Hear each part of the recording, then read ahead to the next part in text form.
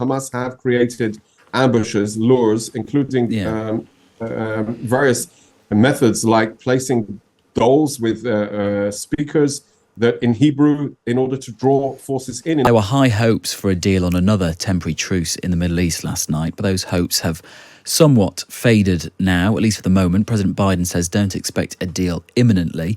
Talks behind the scenes at the UN to come up with a resolution which the US could not vote against also have been delayed and are continuing. The sticking point on both appears to be aid and how it is checked before it gets into Gaza. This, as it's now estimated that 20,000 people have died in Gaza and dozens of Israeli hostages remain in Hamas custody. Live with us on Times Radio Breakfast, Lt Col Peter Lerner, who's a spokesperson for the Israeli Defence Forces. Morning. Morning, Luke. What is your issue with what is being proposed in terms of a quicker way to check the aid getting into Gaza? It's Israel and Israeli forces which are responsible for it at the moment, but it seems like there are some suggesting it should be moved to a UN monitoring system. What would be wrong with that? Luke, I'm not aware with the specifics of the negotiations. What I can say is that throughout the course of the war, we are increasing the amount of trucks that are cleared for access into Gaza. Over the last week, we've increased and added the Kerem Shalom crossing to inspect truckloads of goods, and we've, I would say, there's around almost over 90,000 tons of goods that continue and have gone in since the beginning of the war, and that number is increasing every single day. It is the number that the international humanitarian organizations are able to deal with on the Palestinian side of the fence. And your worry, correct me if I'm wrong, is that Hamas has smuggled weapons into some of these aid consignments and is going to use that to sneak it into Gaza. Have you found any yet?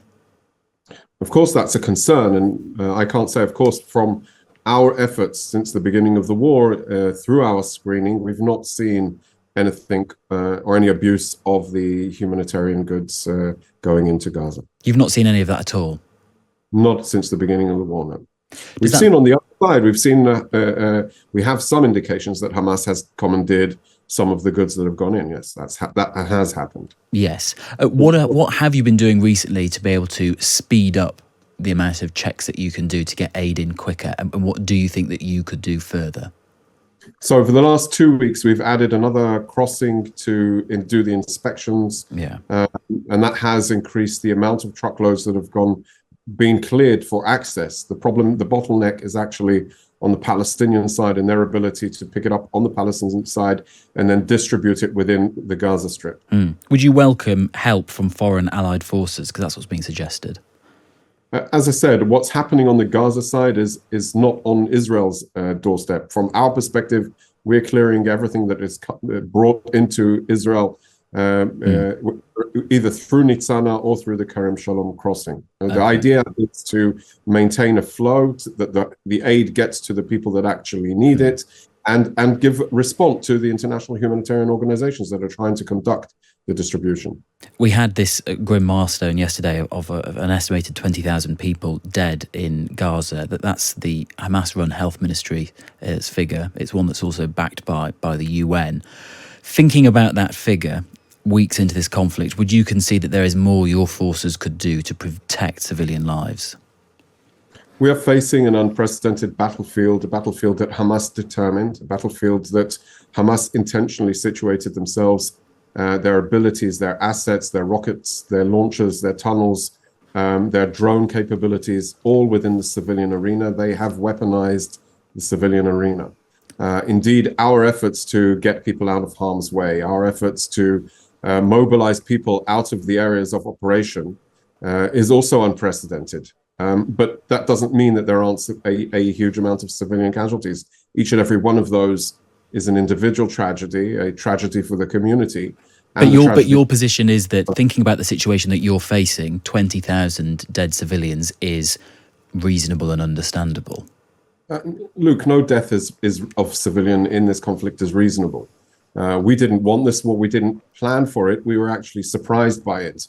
But it is a tragedy nevertheless. We have to do everything we can to try and limit the civilian casualties. We are operating within the realm of the laws of armed conflict. We're operating in order to minimize, as I said, a huge effort, unprecedented, in order to temporarily evacuate people out of harm's way, with a very meticulous plan. So telling people where to go, telling people, putting our own forces at risk sometimes, because we could be setting ourselves up for ambush.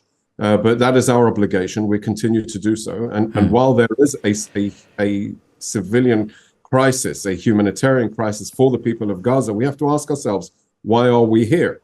And I would say there are also another question we also need to ask ourselves: what is the alternative? An alternative where Israel allows Hamas to have the power of government, to utilize those powers to build a terrorist army to come into our backyards and butcher our baby. But just to stick, unrealistic reality. But just to stick to the point that I asked about, you said that you are operating within the law. Of course, you're not totally doing that by your own admission, especially thinking about the case of the 3 shot dead Israeli hostages. Your side admitted that there could have been a breach in the law of what happened there.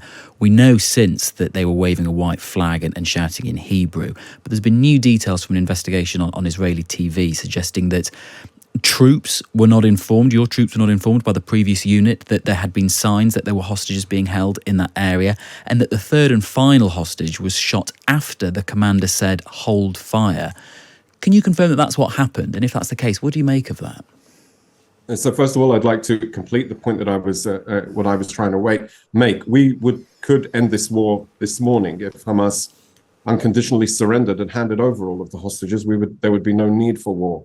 With regard to the incident, the tragedy, the painful incident of the 3 hostages that were shot by our forces, indeed, the IDF and the chief of staff said very, very clearly, somebody holding a white flag that does not pose a threat, even if it's a Hamas terrorist, should not be shot. We are currently investigating this incident. The investigation is ongoing. And of course, there is more details that came out yesterday about this incident because the investigation is moving forward. What happened with different forces, it happened a week beforehand. And only in hindsight, as more details, as more visual intelligence came forward, are we seeing a broader picture of what actually happened, what transpired around what appears to be... But was it the case that the 3rd and final hostage was shot dead after the commander said, "Hold fire"? Luke, once we have a concluded investigation, we will make an announcement. When will that investigation conclude? Because you must be concerned that there might be forces still operating who could be capable of that. Of course, there's a concern, and that is explicitly why we continue our investigation. And when will that be complete? Information to the forces in order to get them to know, to be aware, to identify signs. But the reality is one that Hamas have created ambushes, lures, including various methods like placing dolls with speakers that in Hebrew in order to draw forces in. I understand that, but just on my question, when do you think your investigation into what happened will be complete? Just finally. I don't know the time or date. As we've been very transparent around this entire incident from day one, we need to be a bit more patient. Okay, thank you for your time. Lieutenant Colonel Peter Lerner, spokesperson for the Israeli Defence Forces, on what is happening in Gaza, and as he was mentioning there, that investigation into what his own forces did on that tragedy where 3 Israeli hostages were shot dead.